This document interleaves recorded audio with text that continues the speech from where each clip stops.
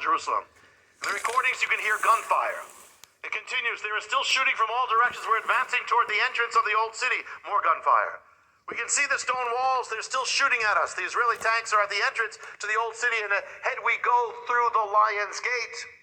I'm with the first unit to break through into the old city. More gunfire. Then Colonel Mordechai Gur announces the Temple Mount is in our hands. I repeat, the Temple Mount is in our hands. The soldiers start singing Jerusalem of Gold. The song that had just been written or been announced, given out 3 weeks before the war, because the Israeli soldiers were taught the song by the woman who would now fulfill the song from Jerusalem. The soldier on the recording says, I'm walking right now down the steps toward the Western Wall. I'm not a religious man, I never have been, but this is the Western Wall, and I'm touching the stones of the Western Wall. The soldiers then recite the ancient blessing in Hebrew, the Shehechianu, Baruch Atah Adonai Eloheinu melech haolam, Shehechianu, Vikimanu, Vihigianu, Lazman hazeh. Blessed art thou, Lord our God, King of the universe, who has sustained us and kept us and brought us to make this day after 2,000 years. In the midst of the soldiers is a rabbi who long dreamed of the moment, goes to the wall. His name is Rabbi Shlomo Guren. He says to the soldiers, the vision of all generations is being realized before our eyes. The city of God, the site of the Temple Mount, and the Western Wall, the symbol of the nation's redemption, has been redeemed. And he prays, Baruch atah Adonai Menachem Tzion Boneh Yerushalayim. Blessed are you who comfort, Lord our God, who comforts Zion and builds Jerusalem. The soldiers at the wall then sing Hatikva, the hope. The rabbi then recites the prayer for the fallen soldiers of war as the soldiers weep in both sorrow and joy.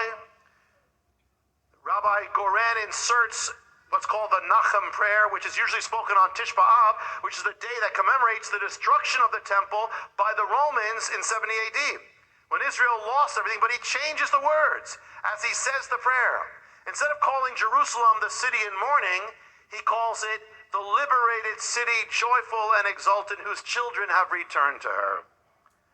In other words, the Jubilee. Everyone shall return to their possession, to their father's possession. The moment is prophetic. For the first time in 2,000 years, first time since Rome, 70 AD, Jerusalem, according to the prophets, according to Messiah, Jerusalem is in Jewish hands. The holy city is restored to the Jewish people after 2,000 years. This is prophetic. Jerusalem is where it all happens. Now the Jubilee command says, you will return to your possession. What happens in the 6-day war? The Jewish people return to their inheritance, and we've seen again, here they return to what was given to them. During the Jubilee, people are set free. It's like Jerusalem is set free. The Jewish people are being set free.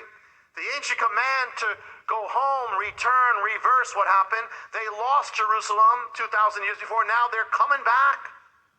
The world to this day tells Israel that Jerusalem doesn't belong to you, and they should give it up or divide it up or let the United Nations take control of it. But the word in Hebrew is ahuzah, which means Jerusalem is their possession. God gave it to them, and it's for them, for his purposes, for the coming of Messiah, Yeshua. In 1967, it came back not by the hand of the United Nations, not by the hand of America, but by the hand of God. In the Jubilee, bondage is over. In the Jubilee, people are together. They come back to that inheritance.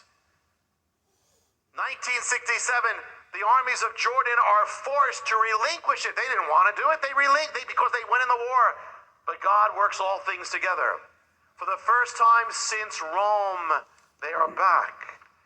Now here's the question. What is the prophetic parameter of the mystery of the seventh Shemitah? Does it give us time? Well, here's what it is. Remember, the Jubilee comes the year after the Shemitah. What is the Shemitah? The seventh Shemitah? The seventh Shemitah from the first restoration, 1917, is September 1965 to September 1966. What is the prophetic period? September 1966 to September 1967. The restoration, June 7th, is the date they come into Jerusalem, right in the parameters of the year following the seventh Shemitah, the Jubilee. Each one, the two great restorations. The restoration of the land takes place in that year after the Shemitah, and the restoration of the city takes place in the year after the Shemitah, 49 years, 7 times 7 years apart at the exact moment. And what happens? What happens at Jubilee? What does it say God says? When the Jubilee comes, it says, you will, after the 7 sevens of years, you will cause the trumpet of Jubilee to sound. And you will proclaim it throughout the land. You will sound the shofar. The shofar is the sound of Jubilee of restoration. If you are a student of American history or even not, you know there's something called the Liberty Bell in Philadelphia. And on the Liberty Bell, what does it say? It says you will proclaim liberty throughout the land. What's it quoting from? It's quoting from this. It's talking about Jubilee. It's not talking about a bell. It's talking about a shofar. But they didn't really blow shofars back then, so they had a bell.